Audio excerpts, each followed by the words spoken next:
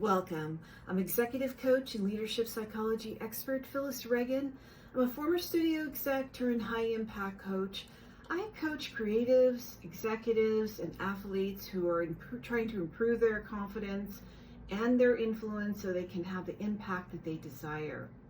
On Wednesdays, Fridays, and Saturdays, I go live and talk about mindset, leadership, well-being strategies that are going to make you an effective leader and also effective in your life overall. Today, I'm going to be talking about imposter syndrome. So that might be why you're here, because you are experiencing imposter syndrome. Just know that most human beings experience imposter syndrome. I became really curious about it early on in my education when I was working on my doctorate. I conducted research around imposter syndrome and the neuroscience behind it. And really what the findings showed was that imposter syndrome is this human experience, and it's most likely happening in your brain. So that's the commonality you have with other people. Imposter syndrome is believed to show up with people. About 85% of people are going to experience it at some point along their life, along their journey. My clients, they are high achievers. They seem particularly susceptible to imposter syndrome. I have a belief and some research, quite a bit, that demonstrates why that happens to high potentials, to high achievers.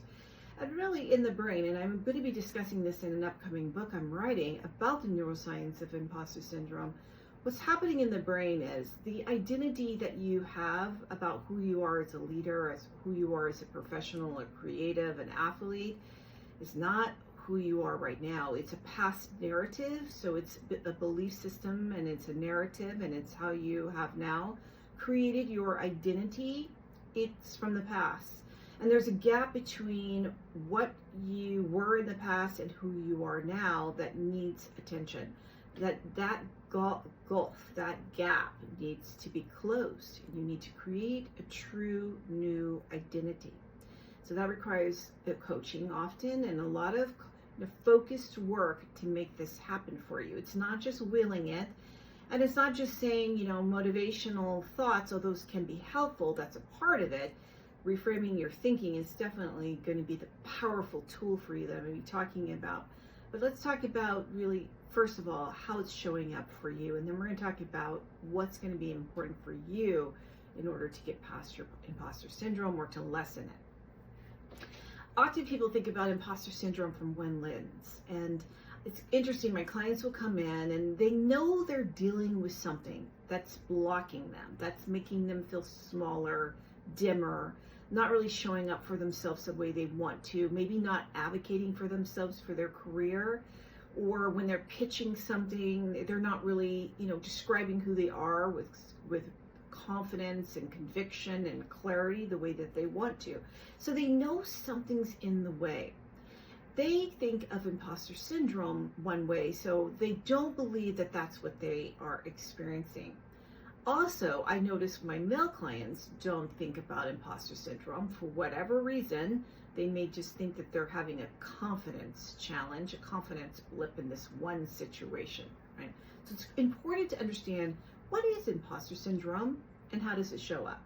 So typically people think of imposter syndrome as when you feel like you're faking it. Like you're in the room with the others that are experienced and achievers, and you just don't feel like that's you, and you're faking it, and someone's going to find out, or they're all going to find out, and you're not really who others may believe you to be, so you feel less confident, you don't show up the way that you want to. So it's this kind of faking it that people associate with imposter syndrome. So that's one lens to think about imposter syndrome. I see it in different ways that it shows up with my clients. So with my clients, it can show up with them being underconfident with their decision making.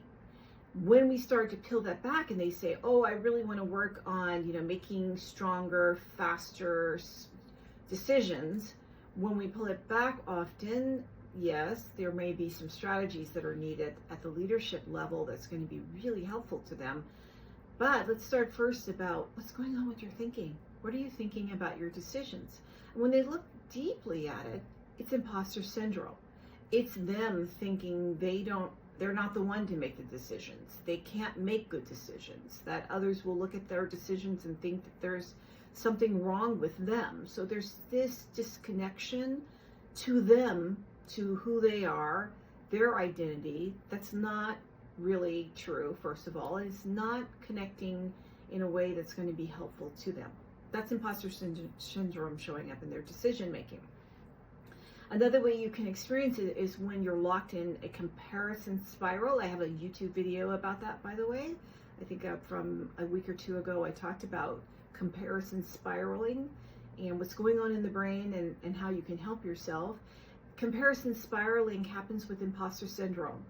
And that's when you're so locked into how others are doing compared to you. But it's not really you comparing you, who you are right now, what you've achieved and accomplished, what you're really strong at and good at and successful at. It's not connected to that. It's connected to some other scenario, some other identity. That might be one from the past. It might be an identity that someone gave you. So it could be, all the way back to identity from your first boss, from your first working experience, from maybe an interaction with a colleague, and now it's stuck somewhere. And that's how you believe you show up. That's your identity now. And you compare others to that. You might experience that when you're in a meeting and you look across and you think, oh my gosh, they have executive presence. I mean, they speak with conviction, they have confidence, others listen to them. That's not me, that's never going to be me. And it makes you feel bad about yourself. So it's this terrible spiral of, I'm not good enough, I look across, they're better from my frame, which makes me feel worse, and on it goes. That's likely imposter syndrome showing up in that comparison spiral. Another one, a way that it shows up is perfectionism. So with perfectionism, it's just you chasing something, of course, that you can't ever get. You can't ever be that 100% that you want to be. And when you can't get it, you get this real sense of failure. It really starts to creep into how you are thinking about yourself. So if you think by not achieving 100%, you're a failure, you're not successful, you're not who others might want in that role or believe should be in that role or in that position, then it starts this whole thinking of, I'm not good enough, I don't belong, I'm not the right one for this, I can't achieve at this level. They're going to all find out about me and they're not going to believe that I'm the right person, the right fit for this. That's imposter syndrome showing up. Another way that it shows up is staying in your comfort zone. Imposter syndrome has a sneaky way of showing up when you do something new. When you decide you're going to try a different role, maybe you're expanding your role, you're going to work in a different industry, you're going to work for a different type of company, something in the newness. It might be around, I have clients who decide that they're going to do a new project or they're going to write a book, they're going to speak on stages, and imposter syndrome shows up. One of my clients recently, brilliant scientist, she really wants to start developing, creating these videos to help the younger generation to understand what she knows about this area of science. And she was stuck when she got to coaching. She really wanted to focus on that because every time she sat down to record her videos, what she heard in her head was, you're not the one. You're not the expert. No one's going to believe what you have to say. And oh, by the way, you don't look great on screen and your voice sounds terrible. So she had these terrible, really self-limiting thoughts that were showing up, preventing her from showing up the way she wanted to and doing something that was really important to her. What we focused on coaching was what was happening with her thoughts.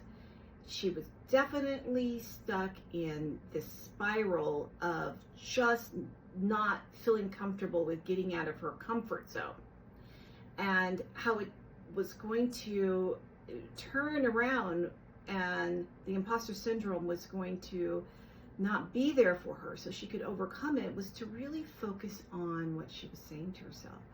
So we understood clearly after some coaching sessions where those thoughts came from. So when they showed up for her, they were tied to an earlier identity that was not true for her now. So she understood that. She then began to understand what she was good at, truly believe it and understand it. And then we created these reframe thinking. And for her, it was subtle. It was just her noticing, observing, understanding, and believing she is the expert. There's proof of it. Others know that about her. Her work is proof of that. So she could lean into that and say, yes, I am an expert in this area. Am I going to be 100% perfect when I deliver it? No. But as long as I deliver 60% perfect for others, they're going to get something from it. And she really loved the idea of sticking to this thought of, I am going to deliver something that's going to be valuable to someone else that's younger, that may not have the resources I had to go to the universities that I went to acquire this knowledge. So fundamentally, she knew it may not be perfect, but even if it's not perfect, I'm delivering something that's going to be meaningful to someone else. That was her reframed thought, changed her belief system. Along with that, she was reshaping her identity. She was able to really counter imposter syndrome thinking when it showed up. And it didn't completely go away from her. She was just armed and ready for it when it did show up. All right, so those are the different ways. Those are the different faces of imposter syndrome, and there are others. So I don't want to go into too many of them. Those are some primary ways that I see them show up for my clients during coaching. Do you know how it shows up for you? When my clients come to coaching, I have them take a quiz. So they know, okay, how am I actually experiencing imposter syndrome? Often they're surprised. They may know, like, I have this feeling that I'm faking it, but I certainly didn't know it was impacting my decision making. So the quiz is an important place to start. So I'm going to ask you some questions from my quiz, and I want you to think about which category of imposter syndrome you may be experiencing now. If you're feeling like a fraud, like you're faking it, I'm a fraud, I'm not who I am. These are the questions I want to ask you. Do you often feel that your achievements are not deserved, or that you have fooled others into believing you are more competent than you are? Do you experience persistent self-doubt despite evidence of your abilities and accomplishments? Do you attribute your success to external factors such as luck or help from others rather than your own skills? Are you afraid that others will eventually find out that you are not as capable as you think you are? Do you find yourself overworking as a way to prove your worth or mask your perceived inadequacies? Do you tend to downplay or discount your accomplishments, believing that you are not significant or noteworthy? Do you avoid new challenges or opportunities because you fear failure or being exposed as a fraud? If you said yes to most of those, then your imposter syndrome face is feeling like a fraud. The other face of imposter syndrome is not trusting your decision making. So here are some questions for you. Do you frequently second guess your decisions even after making them? Are you hesitant to make decisions because you fear making the wrong choice? Do you experience a sense of uncertainty or anxiety when faced with decision making? Do you often seek validation or reassurance from others before making decisions? If you said yes, the face of your imposter syndrome is around decision making. The next face is perfectionism. Here are the questions. Do you have a strong desire for flawlessness in your work and become frustrated even when minor imperfections show up? Do you tend to micromanage projects and tasks, struggling to trust others with responsibilities? Is it difficult for you to delegate tasks effectively because you believe no one else can do them to your standards? Do you find yourself procrastinating or delaying tasks out of fear that they won't be done perfectly? If you answered yes to most of those questions, the face of your imposter syndrome is perfectionism. The other face is staying in your comfort zone. Do you avoid pursuing advancement opportunities because you fear you might not succeed? Do you shy away from challenging projects or roles that could stretch your abilities? Are you fearful of trying new hobbies or activities that are outside your comfort zone? Do you avoid social situations because you fear being judged or not fitting in? Do you stick to safe routines, avoiding risks and new experiences? If you said yes to most of those, the face of your imposter syndrome is staying in your comfort zone. And lastly, the face that I'm going to talk about is comparing yourself to others. The questions are, do you frequently compare your progress and success to that of others around you? Do you set unrealistic standards for yourself based on the perceived success of others? Does your tendency to compare yourself to others undermine your confidence and self-esteem? Do you feel that constant comparison stifles your creativity and innovation, making it difficult to pursue your own unique ideas? If you said yes to that, then the face of your imposter syndrome is comparing yourself to others. Because that's giving you a good understanding of, like, how is imposter syndrome showing up for me? Might be one, might be two, it might be multiple faces that you experience. But be on the lookout, because the first step and the most important step with overcoming imposter syndrome is to observe it, to understand how it shows up, what it's connected to. Maybe it's connected to certain situations, maybe people, maybe certain words, certain actions, certain environments. You want to know how it shows up for you. Then the next action you want to take is to observe your thinking. What are you thinking in those situations? You're going to start noticing thought patterns. Maybe you're aware of them, maybe not as deeply as they're showing up. So you want to hear, what am I saying to myself when I experience imposter syndrome? Okay, what do you do with it now? This is the work that really matters when you're experiencing imposter syndrome. The first thing you need to do is to connect with your past achievements. Somewhere along the way, you've become disconnected. There's some cognitive dissonance for you about the successes that you've had, about the achievements that you've acquired. You want to go back and remember them. For my clients, I have them go back to their performance reviews and read them out loud, read them to me. What we're doing is we're integrating that information. People that really are trying to manage imposter syndrome and are challenged with it have a tendency not to be able to integrate the things that are positive about themselves, that they just really either they don't take notice of them or they just don't really want to think about them too deeply for whatever reason. So guess what we do? We think deeply about it. We spend a lot of time looking at them, examining, thinking about the person that was there, them, that made that happen.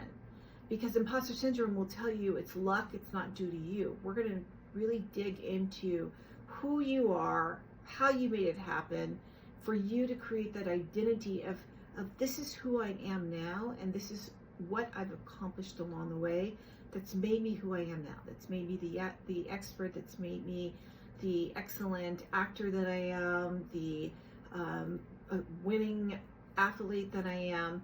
This is me now, and this is what I've achieved. I also want you to know who you are and what you're winning in real time now, who you are now. So I have my clients create a win journal or success journal where they write down every win that they have. Small, medium, large, whatever it is. Every day they're adding something to that win journal. At the end of the day, they're looking at it, they're reviewing it. Why is that happening? This is what's happening for them in their brain. They have to really connect to what's happening really, the reality. Before we get into reframing their thoughts, they need to connect to, here's the truth, here's the evidence, here's what's really happening. So the way to do that is to collect the data every day, look over it every day, think about it every day, and at the end of the week, review the entire week of your wins. You're creating this new connection to who you are, which is going to help you shape this new identity. The second and most powerful thing you can do when you're trying to overcome imposter syndrome is to connect to your strengths, those natural areas that you excel at. They're just organic to you. You naturally do them well. And if you really want clues about what your strengths are, just notice what people come to you for. What do they ask your advice for? What do they lean onto you for? What do they bring projects your way for you to be involved in? It's going to give you the clues to what your core strengths are. If you've ever taken a strengths assessment, pull it out, dust it off. Many of us take those assessments and we tuck them away. We never look at them again.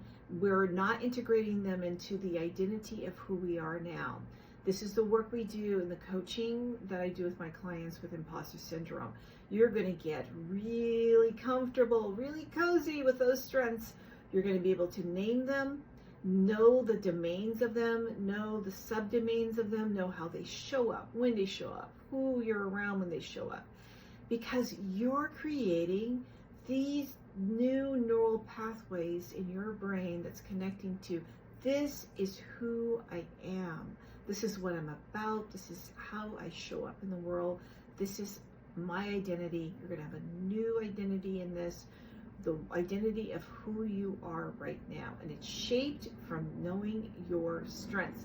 So start there. If you've never taken a strengths assessment before, go to my website, my company website. You can see it below. It's at thecoachestable.com. Go to the assessment tab. You're going to take the Hello Inner Genius Strengths Assessment. It's going to tell you what your core strengths are, your developing and emerging strengths as well. You're going to get really intimate with understanding and observing your strengths. Now, when you have all this knowledge, you have your win journal, you now know what your strengths are. What you do then is, now it's time to reframe your thinking. And you're going to reframe your thinking based on data. Not things that you want to be, things that are maybe your brain won't ever believe about you. So I don't want you thinking about unbelievable. Don't create these mantras that don't feel true to you. Your brain will spend a lot of time, it'll go into overdrive to tell you why you are not that person, why you are not those things. So I want you connecting to the truth of who you are, and those are your strengths and from your win journal.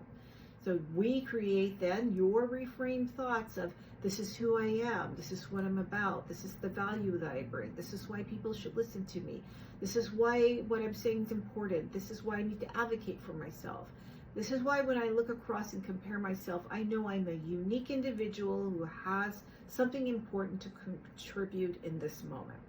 You're going to do that. You're going to be able to recreate your thinking with these reframed thoughts.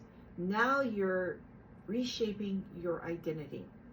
You have now closed that gap to what your brain has been telling you about who you are to who you really are. And that's the work.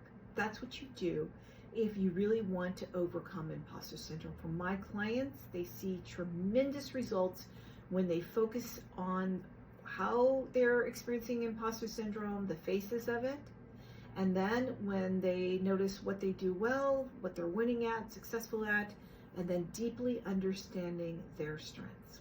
Okay, I hope that was helpful to you. I'd love to hear from you. You can always reach out to me at Phyllis at thecoachestable.com and tell me what's going on with your imposter syndrome, what's working for you, what you might need further help with. If you're interested in getting coaching around imposter syndrome, I do coaching that's specifically for imposter syndrome. You can go to my personal website, Phyllis Reagin, REAGIN.com, and go to the imposter syndrome page, and you'll find a way to reach out to me for a 30-minute free meeting to talk about your imposter syndrome and how my coaching program can help you. All right, if you like these kind of talks, please go ahead, if you're watching me on YouTube, like the video, subscribe so you get more of these, real bite-sized but achievable strategies that you can walk away right now and put into use. If you're watching me on other social media channels, go ahead and go over to atthecoachestable.com and join my community.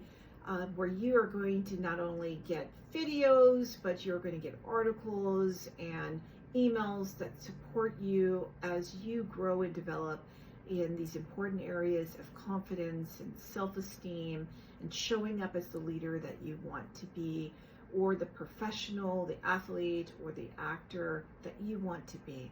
I'm here for you. Thanks for joining me at the table. I'll see you on Friday.